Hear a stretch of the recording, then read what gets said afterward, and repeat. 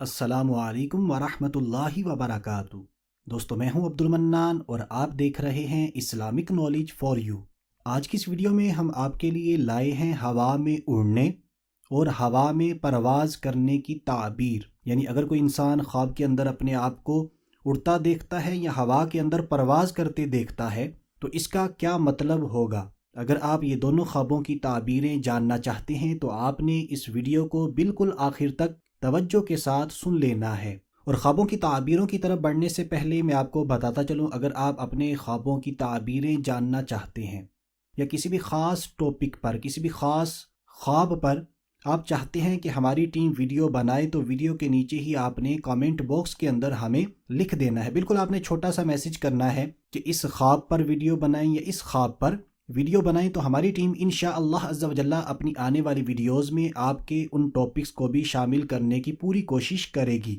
تو آئیے بڑھتے ہیں اپنے آج کے دونوں خوابوں کی تعبیروں کی طرف۔ اگر کوئی انسان ہوا میں اڑتا ہے، یعنی اگر دیکھے کہ وہ آسمان کی طرف اڑ رہا ہے، آسمان کی طرف اڑتا ہے، تو یہ خواب اس انسان کے حق میں بہتر نہیں ہے۔ اللہ پاک ہمیں درازی عمر بالخیر عطا فرمائے۔ تو اس کی تعبیر کچھ یوں ہے، اس انسان کو چاہیے موت کا انتظار کرے، یعنی ایسے انسان کی موت قریب ہے۔ یہ کس صورت میں ہے کہ جب آپ ہوا میں اڑتے ہیں لیکن آسمان کی طرف اڑتے ہیں۔